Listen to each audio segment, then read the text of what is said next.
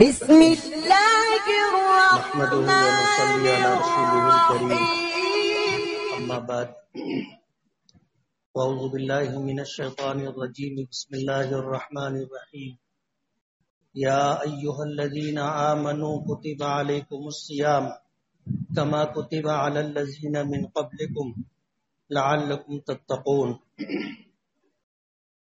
صدق اللہ العظیم۔ بزرگان محترم اور عزیز دوستو، رمضان المبارک کی آمد ہے اور چند ہی دنوں میں انشاءاللہ رمضان المبارک کا آغاز ہوگا۔ پچھلے ہفتے رمضان المبارک اور اس کے روزے اور تراویح کے تعلق سے کچھ بات چیت ہوئی تھی۔ قرآن کریم کی اسی آیت کی تلاوت کی گئی تھی جس کی ابھی تلاوت کی گئی۔ اللہ پاک فرماتے ہیں کہ ایمان والو، تم پر روزے فرض کیے گئے اس طرح جس طرح پچھلی امتوں پر روزے فرض کیے گئے تھے، تاکہ تم تقوی اور پرہیزگاری کی راہ پر آ جاؤ۔ اللہ تعالیٰ نے جو عبادتیں ہم لوگوں پر فرض کی ہیں، ان عبادتوں کا تعلق یا تو ہمارے مال سے ہے یا تو ہمارے جسم سے، بدن سے۔ بدن سے جن عبادتوں کا تعلق ہے وہ نماز اور روزہ ہے، اور مال سے جس عبادت کا تعلق ہے وہ زکوٰۃ و صدقات ہے۔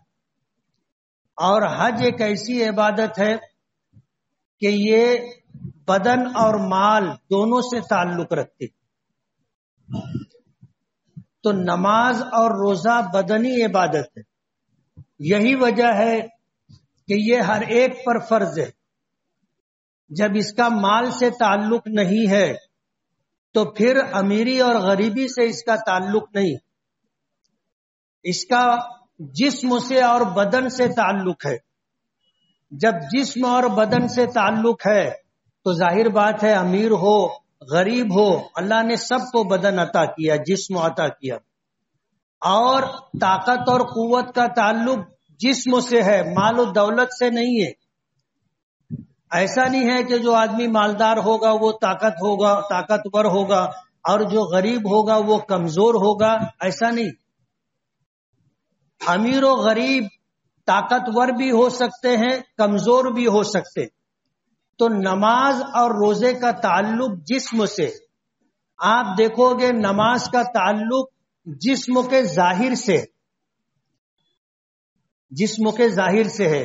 اس میں قیام ہے، رکوع ہے، سجدہ ہے، قومہ ہے، جلسہ ہے، قاعدہ ہے۔ یہ جسم کے ظاہر سے تعلق رکھتا ہے، اور جب آدمی نماز پڑھتا ہے تو کچھ وقت کے لیے مصروف ہو جاتا ہے۔ نماز کی حالت میں آدمی کھانا نہیں کھا سکتا، پانی نہیں پی سکتا، چل پھر نہیں سکتا، بات چیت نہیں کر سکتا، مصروف ہو جاتا ہے۔ اس کا تعلق جسم کے ظاہر سے۔ روزے کا تعلق جسم کے باطن سے۔ اب آپ روزہ ہیں یا نہیں ہیں، میں روزہ ہوں یا نہیں ہوں، کوئی دیکھنے والا فیصلہ نہیں کر سکتا۔ جب تک کہ مجھے کھاتا پیتا نہیں دیکھے گا، وہاں تک وہ یہ فیصلہ نہیں کر سکے گا کہ یہ روزے سے نہیں۔ تو روزے کا تعلق جسم کے ظاہری حصے سے نہیں، باطن سے تعلق رکھتا ہے۔ اور روزہ نام ہے صبح صادق سے لے کر کے سورج غروب ہونے تک کھانے پینے اور جسمانی خواہشات، ضروریات، جس کو ہم جماع اور ہم بستری کہتے ہیں، اس سے رکے رہنے کا نام روزہ ہے۔ پچھلے ہفتے اشارتاً میں نے ایک مسئلے کی طرف بات رخ کیا تھا کہ روزے کی حالت میں ہم بستری نہیں ہو سکتی، لیکن بہت سارے لوگ ایسے ہوتے ہیں جنہیں شاید اس بات کی خبر نہیں ہے، وہ سحری کرتے ہیں اور دن کے ابتدائی حصے میں ہم بستری کا ارتکاب کر لیتے، جبکہ بیوی بھی روزے سے ہوتی ہے، شوہر بھی روزے سے ہوتا ہے۔ اور اگر روزے کی حالت میں ہم بستری کی گئی تو اس پر قضا اور کفارہ دونوں لازم ہوتا ہے۔ قضا ایک روزے کے بدلے میں ایک روزہ رکھنا، اور کفارہ 60 روزے یعنی 2 مہینے کے روزے مسلسل رکھنا، بیچ میں ایک دن بھی آپ بغیر روزے کے نہیں رہ سکتے۔ اگر اس 2 مہینے کے درمیان کسی نے بیچ میں ایک روزہ چھوڑ دیا تو وہاں سے اس کو پھر 2 مہینے کے روزے رکھنے۔ رمضان المبارک آتا ہے، مسائل پوچھے جاتے ہیں تو اندازہ ہوتا ہے کہ بہت سارے لوگ رمضان میں روزے کی حالت میں دن کے ابتدائی حصے میں ہم بستری کا ارتکاب کر لیتے ہیں، جس کی وجہ سے ان کا روزہ تو جاتا ہے، ٹوٹ جاتا ہے، قضا بھی واجب ہوتی ہے اور 60 روزوں کا کفارہ بھی ان کے اوپر عائد ہو جاتا ہے۔ یہ مسئلہ آپ کو علم ہوا، آپ دوسروں کو بھی بتائیے۔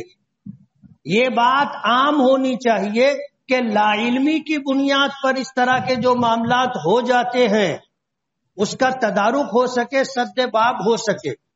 تو میں یہ کہہ رہا تھا کہ نماز کا تعلق جسم کے ظاہر سے ہے اور روزے کا تعلق جسم کے باطن سے ہے۔ یہی وجہ ہے کہ نبی کریم صلی اللہ علیہ وسلم نے فرمایا کہ روزہ میرے لیے ہے، الصوم لی وانا اجزا بہ، کہ روزہ میرے لیے ہے۔ روزہ رکھنے والے کو پتا ہے کہ وہ روزہ ہے اور اللہ جانتا ہے کہ یہ روزے سے ہے یا نہیں۔ اس بنا پر روزے کا تعلق جسم کے باطن سے ہے۔ روزے کی حالت میں کوئی ایسا عمل نہیں ہے جس کو دیکھ کر کے کوئی فیصلہ کر سکے کہ یہ روزے سے۔ ابھی ہم لوگ بیٹھے ہوئے ہیں جمعہ کی نماز کے انتظار میں، ہم میں سے کون روزہ ہے کوئی کسی کو دیکھ کر کے فیصلہ نہیں کر سکتا۔ یعنی روزے کے لیے کوئی ظاہری عمل نہیں ہے جیسے نماز کے لیے ہے۔ نماز کے لیے ظاہری عمل ہے، آدمی قیام کی حالت میں ہاتھ باندھ کے کھڑا ہوتا ہے، رکوع کی حالت میں جھکا ہوا ہوتا ہے، سجدے کی حالت میں زمین پر پیشانی رکھے ہوئے ہوتا ہے۔ اس سے سمجھ میں آتا ہے کہ یہ آدمی نماز پڑھ رہا ہے، لیکن روزے کے لیے ایسی کوئی ظاہری علامت نہیں ہے۔ تو نماز کا تعلق ہمارے جسم کے ظاہر سے ہے اور روزے کا تعلق ہمارے جسم کے باطن سے ہے۔ اللہ پاک نے ہر صاحب ایمان پر روزہ فرض کیا۔ شہر رمضان الذی انزل فیہ القرآن، کہ رمضان کا یہ مہینہ اللہ پاک نے ہم مسلمانوں کو عطا کیا، جس میں اللہ پاک نے قرآن کریم اتارا اور اسی کے متعلق فرمایا کہ فمن شہید منکم الشہر فلیصمہ، تم میں سے جو آدمی رمضان کا مہینہ پائے اسے چاہیے کہ رمضان کے روزے رکھے۔ جس طرح ہر مسلمان پر امیر ہو یا غریب ہو نماز فرض ہے، اسی طرح ہر مسلمان پر امیر ہو یا غریب ہو روزہ فرض ہے۔ یہ بدنی عبادت ہے، اس کا تعلق بدن سے ہے، مال سے نہیں ہے۔ اللہ نے فرمایا کما کتب علیکم الصیام من قبلکم، تم سے پہلے جو لوگ گزرے ان پر بھی روزہ فرض کیا گیا تھا۔ پہلی بات تو یہ کہ تم پر روزہ فرض کیا گیا، اور دوسری بات یہ کہ صرف تم پر ہی روزہ فرض کیا گیا ایسا نہیں، پچھلی امتوں پر بھی روزہ فرض کیا گیا تھا۔ پچھلی گفتگو میں نے یہ بات کہی تھی کہ پچھلی امتوں پر روزہ فرض تھا لیکن رمضان المبارک کا روزہ نہیں تھا، ان کے لیے عاشورہ محرم کا روزہ تھا۔ اللہ نے رمضان کا روزہ خصوصیت کے ساتھ اس امت کو عطا کیا ہے، لیکن روزہ پچھلی امت کے لوگ بھی رکھا کرتے۔ اور اللہ پاک بتانا یہ چاہتے ہیں کہ روزہ کوئی ایسی عبادت نہیں ہے جس کا کرنا ہم لوگوں کے لیے ناممکن ہو۔ جب سے یہ دنیا وجود میں آئی ہے سب پر اللہ نے روزے فرض کیے، کم و بیش ہر امت روزہ رکھتی رہی ہے۔ اس لیے ہم پر روزہ فرض کیا گیا ہے تو روزہ کوئی ایسی عبادت نہیں ہے کہ ہم اس کو نہ کر سکیں۔ حضرت مولانا اشرف علی تھانوی رحمت اللہ علیہ ایک نواب کے متعلق ان سے بتایا گیا کہ یہ روزہ نہیں رکھتے۔ حضرت کا وہاں جانا ہوا تو نواب صاحب سے پوچھا کہ مجھے یہ خبر ملی ہے کہ آپ روزہ نہیں رکھتے۔ تو نواب صاحب کہنے لگے کہ ہاں میں روزہ نہیں رکھتا. پوچھا کیوں روزہ نہیں رکھتے؟ کہا مجھے ڈر لگتا ہے کہ میں روزہ رکھوں گا تو مر جاؤں گا. مولانا اشرف علی تھانوی رحمت اللہ علیہ کو امت نے حکیم الامت کا خطاب دیا. اللہ نے ایسی حکمت کی باتیں، دانائی کی باتیں ان کو عطا کی تھی جس کی وجہ سے حکیم الامت کا خطاب ان کو دیا گیا. حضرت مولانا اشرف علی تھانوی رحمت اللہ علیہ فرمانے لگے کہ آپ روزہ رکھو، اگر تم مرنے لگو گے تو روزہ توڑ دینا. شریعت کا حکم بھی یہی ہے کہ اگر آدمی بھوک و پیاس سے مرنے لگے تو روزہ توڑ دینا چاہیے. روزہ رکھا اور بیماری کی کیفیت طاری ہو گئی تو روزہ توڑنے کی شریعت کی طرف سے اجازت ہے. روزہ توڑ سکتے ہیں، اس کی قضا بعد میں ہو سکتی ہے. جان کا بچانا فرض ہے، حتی الامکان کوشش کرنا چاہیے. تو نواب صاحب کو حکیم الامت حضرت مولانا اشرف علی تھانوی رحمت اللہ علیہ نے یہی نسخہ بتایا، یہی طریقہ بتایا کہ آپ کو روزہ رکھنا چاہیے اور اگر آپ مرنے لگو تو روزہ توڑ لینا. اب ظاہر بات ہے آدمی روزہ رکھنے سے مرتا نہیں ہے. انہوں نے روزہ رکھا، روزہ رکھ لیا، اور روزہ رکھنا ان کے لیے آسان ہوتا ہے جن کو بھوکا رہنے کی عادت ہو. جو کم کھاتے ہو ان کو روزہ بہت آسان ہے. ایک بادشاہ نے 2 لوگوں کو قید کیا کسی جرم کی سزا میں. ایک ان میں سے کمزور تھا، کھانے پینے میں بھی کمزور تھا، یعنی تھوڑا کھاتا تھا، اور دوسرا جو تھا وہ ہٹا کٹا تھا، خوراک بہت اچھی تھی. دونوں کو بند کر دیا اور 3 دن کھانا نہیں دیا. 3 دن کے بعد دیکھا گیا کہ جو ہٹا کٹا تھا وہ مر گیا، اس سے بھوک برداشت نہیں ہوئی. اور جو دبلا پتلا تھا، کم کھانے کی اور بھوکا رہنے کی عادت تھی، وہ 3 دن گزرنے کے بعد بھی رہا سلامت. تو جو لوگ کم کھاتے ہیں اور جن لوگوں کو بھوکا رہنے کی عادت ہے، روزہ ان کے لیے آسان ہے، کوئی مشکل نہیں. روزہ ان کے لیے مشکل ہے جن کا ناشتہ بھی بہت تگڑا ہوتا ہے، دوپہر کا کھانا بھی بہت زوردار ہوتا ہے اور رات کا کھانا بھی شاندار ہوتا ہے. ان کے لیے روزہ مشکل ہوتا ہے. لیکن جو لوگ کم کھاتے ہیں، اور یہ کامل ایمان ہونے کی علامت ہے.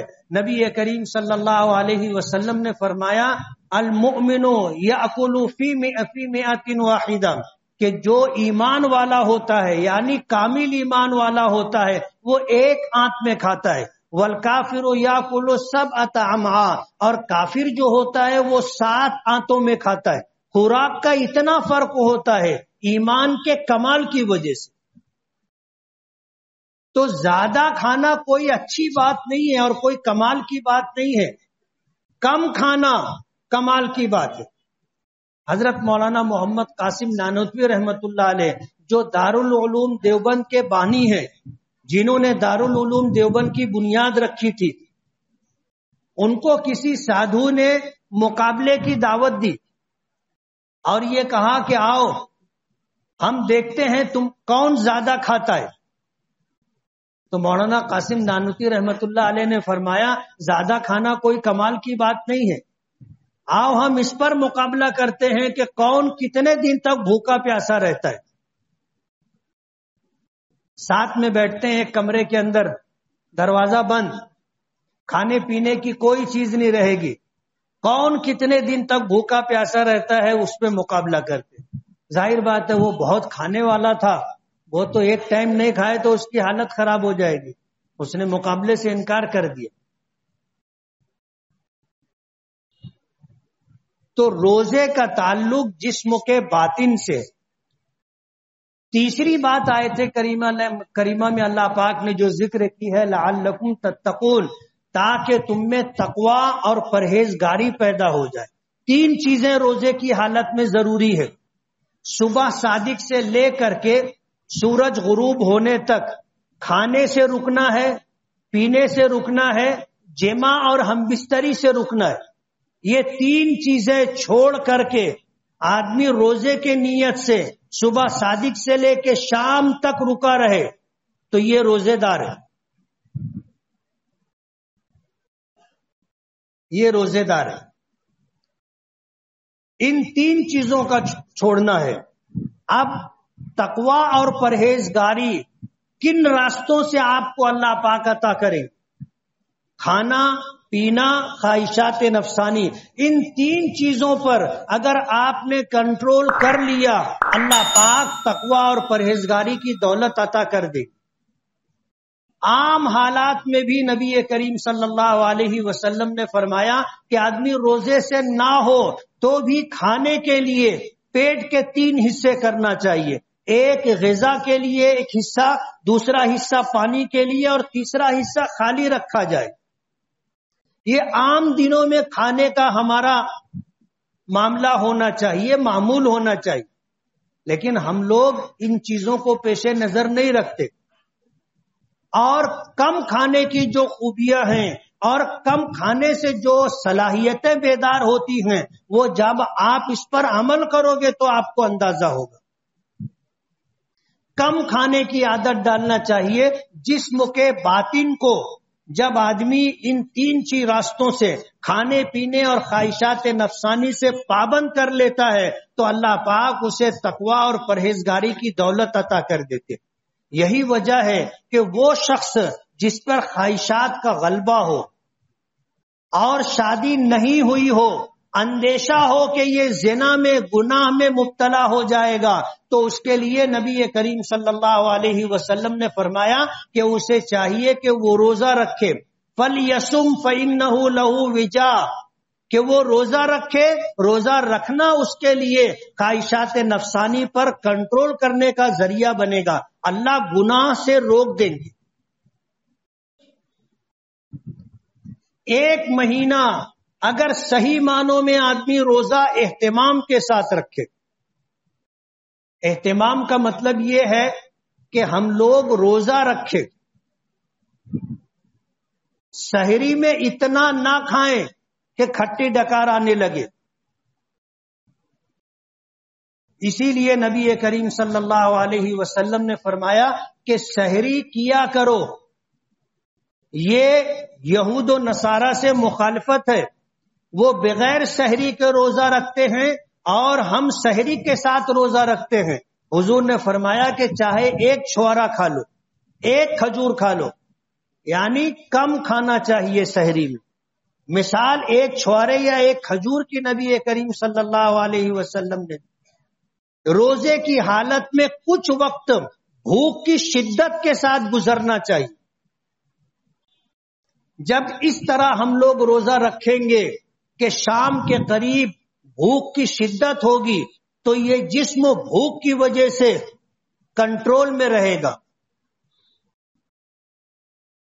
نبی کریم صلی اللہ علیہ وسلم نے یہی چیزیں ارشاد فرمائی کہ کھانے کا راستہ، پینے کا راستہ، خواہشات نفسانی کا راستہ، اس کو آپ بند کرو، اللہ تقوی کی صفت عطا کریں گے۔ اگر ہم لوگ روزہ جیسا ہم لوگ اہتمام کرتے ہیں کھانے پینے کا، وہ اہتمام نہ کیا جائے اور روزہ رکھا جائے تو اس کے اثرات 11 مہینوں پر محیط رہیں گے۔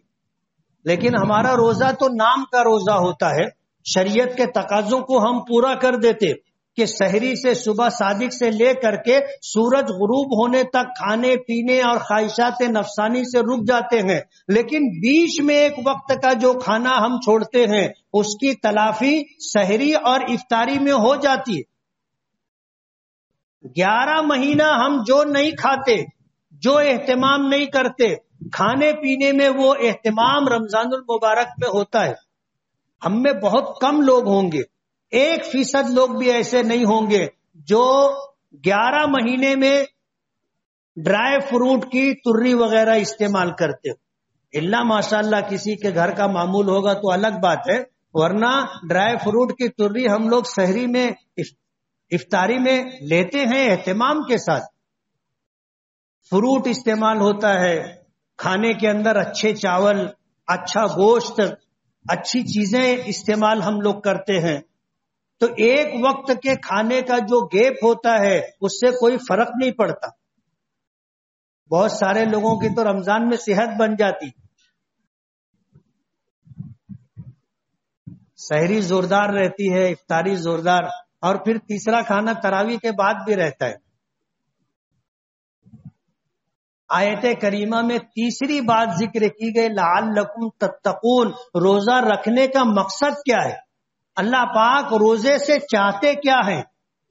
اللہ پاک کی منشا یہ ہے کہ آدمی میں تقوی اور پرہیزگاری پیدا ہو جائے. پچھلے ہفتے میں نے اس بات کو ذکر کیا تھا کہ استقبال رمضان کا مطلب کیا ہے. استقبال رمضان کا مطلب یہ ہے کہ ہم عبادت کے لیے اپنے آپ کو تیار کر لیں.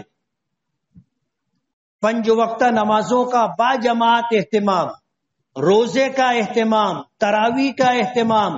تراویح مستقل ایک سنت ہے جو پورا مہینہ پڑھی جائے گی، اور تراویح میں پورا قرآن پاک پڑھنا یہ ایک مستقل الگ سنت ہے.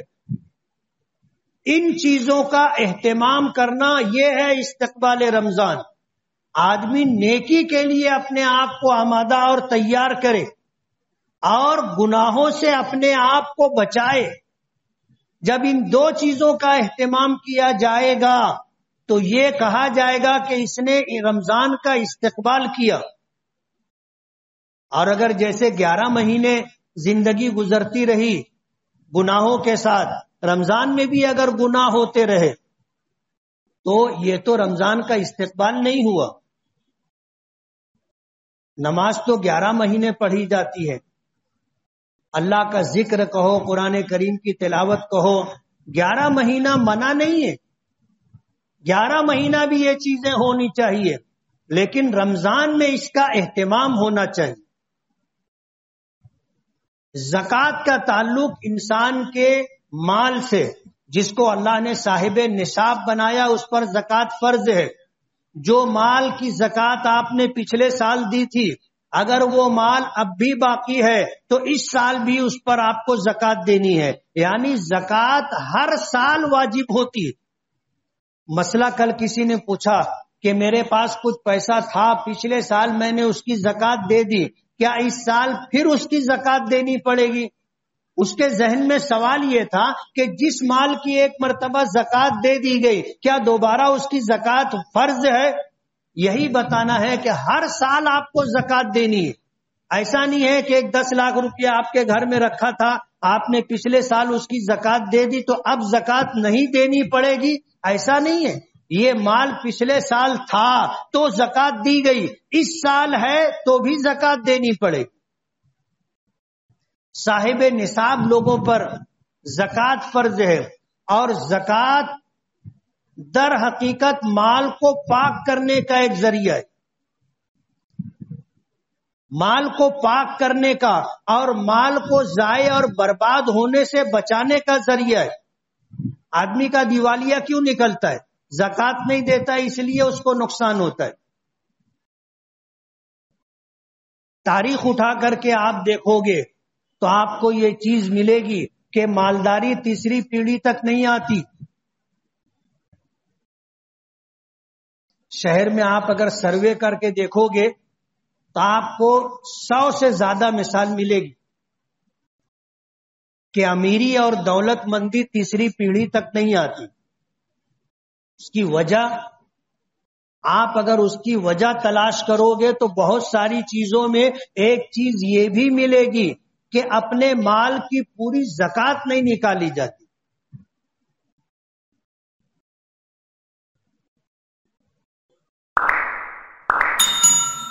قرآن کریم میں اللہ پاک نے فرمایا کہ وَمَا أَنفَقْتُم مِّن شَيْءٍ فَهُوَ يُخْلِفُهُ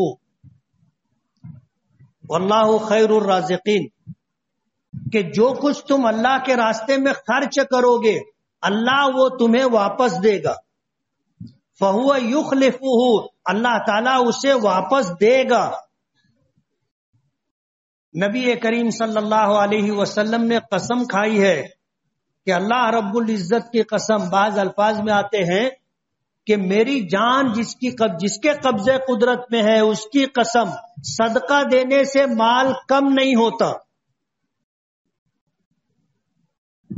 ما نقص مال من صدقہ، حضور نے قسم کھائی ہے اس بات پر کہ کسی کا مال بھی اللہ کے راستے میں صدقہ، زکوٰۃ، خیرات دینے سے کم نہیں ہوگا۔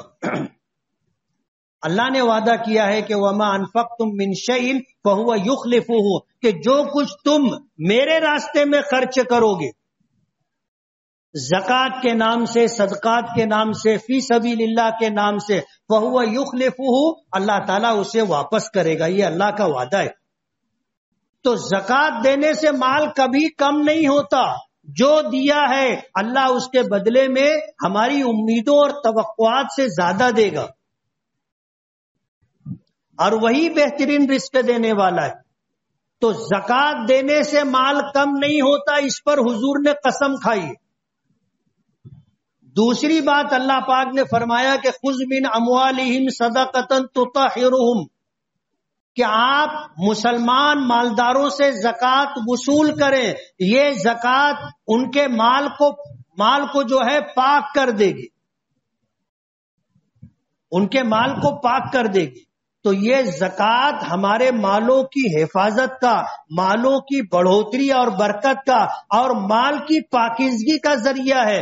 زکوٰۃ اہتمام کے ساتھ دینا چاہیے، بلکہ زکوٰۃ جھکتی دینا چاہیے۔ اگر ہم پر 100 روپیہ زکوٰۃ فرض ہوئی ہے، 100 روپیے سے زیادہ دے۔ ان لوگوں پر جن پر پہلی مرتبہ زکوٰۃ فرض ہوئی ہے، ان کو اس کا اور زیادہ اہتمام کرنا چاہیے۔ ایک واقعہ ہے، نبی کریم صلی اللہ علیہ وسلم کے عامل جو بیت المال کی طرف سے مقرر کیے گئے تھے، ایک قبیلے میں گئے، ایک شخص کے پاس، ان سے کہا کہ تمہارے پاس کیا ہے؟ انہوں نے کہا کہ یہ میری بکریاں ہیں، اور یہ گائے بیل ہیں، اور یہ اونٹ وغیرہ ہے۔ انہوں نے شمار کیا، اور شمار کرنے کے بعد بتایا کہ تم پر 1 سال کی اونٹنی کا بچہ زکوٰۃ میں فرض ہے، 1 سال کی۔ وہ کہنے لگے کہ میں غریب آدمی تھا، پہلی مرتبہ اللہ نے مجھے اتنا مال دیا ہے، اور مجھے خوشی اس بات کی ہے کہ آج اللہ کے رسول صلی اللہ علیہ وسلم کی طرف سے کوئی شخص میرے یہاں زکوٰۃ لینے وصول کرنے کے لیے آیا ہے۔ یہ میرے لیے سعادت اور فخر کی بات۔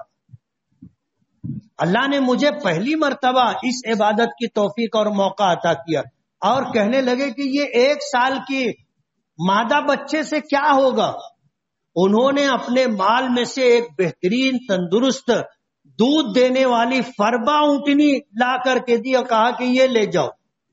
تو عامل کہنے لگے کہ نہیں، مجھے حکم ہے کہ تمہارے مال میں جو حصہ زکوٰۃ کا ہے میں وہی لوں، اور اگر آپ کو اس سے زیادہ دینا ہے تو اللہ کے رسول صلی اللہ علیہ وسلم سفر میں ہے، اور آپ کے قبیلے کے قریب رات میں آپ کا قیام ہے، آپ چلو اللہ کے رسول صلی اللہ علیہ وسلم کی خدمت میں پیش کر دو، اللہ کے رسول قبول کر لیں تو میرے لیے کوئی بات نہیں۔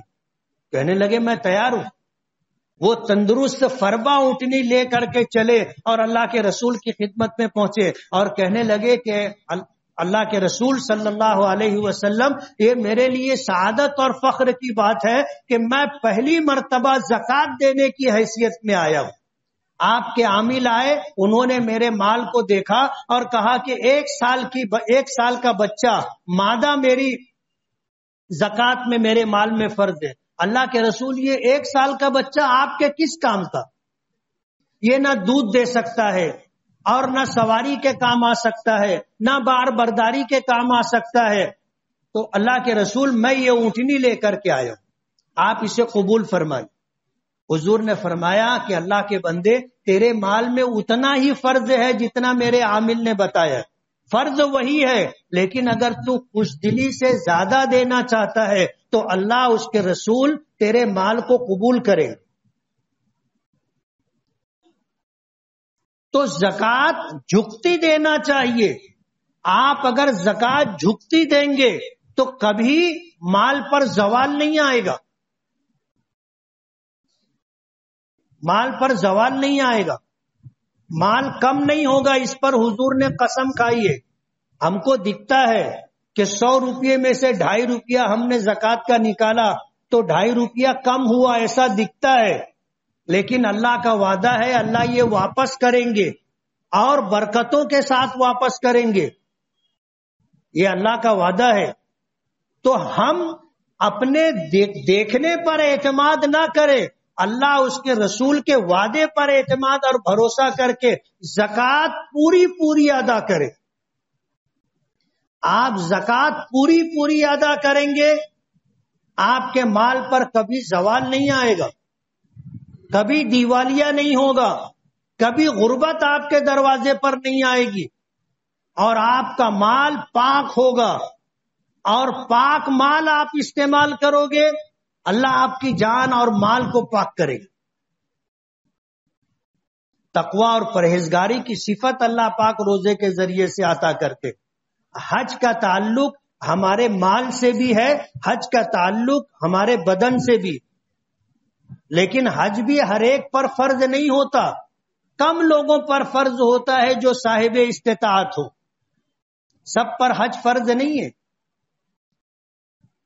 اس لیے رمضان المبارک کا مہینہ آ رہا ہے، اس کے استقبال کا مطلب یہ ہے کہ ہم گناہوں کو چھوڑ کر کے نیکیوں کے لیے اپنے آپ کو آمادہ اور تیار کر لیں، اہتمام کے ساتھ 5 وقتہ نمازیں، ہمارا زیادہ وقت فرصت کے اوقات ہم مسجد میں رہ کر کے اعتکاف کی نیت کے ساتھ، روزے کے ساتھ، تلاوت کے ساتھ، ذکر کے ساتھ گزاریں۔ صرف مسجد میں سونے کے لیے نہ آئیں، صرف مسجد میں سونے کے لیے نہ آئیں۔ آپ کو اگر ضرورت ہے، آپ کے گھر میں آرام نہیں مل سکتا، آپ کے لیے انتظامیہ نے موقع دیا ہے، آپ آ کر کے آرام کر سکتے ہیں، لیکن جب آپ آئیں تو کم سے کم وضو کر کے 2 رکعت نماز ضرور پڑھ لیں، قرآن کریم کی کچھ تلاوت کر لیں، پھر آپ آرام کریں۔ صرف سونے کے لیے مسجد میں آنا، ظاہر بات ہے یہ استقبال رمضان نہیں۔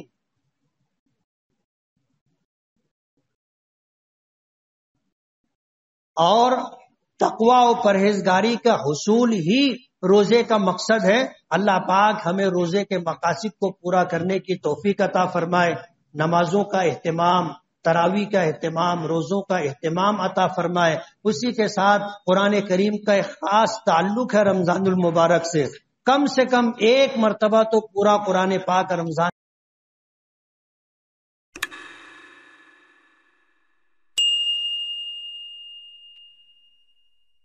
بسم اللہ الرحمن الرحیم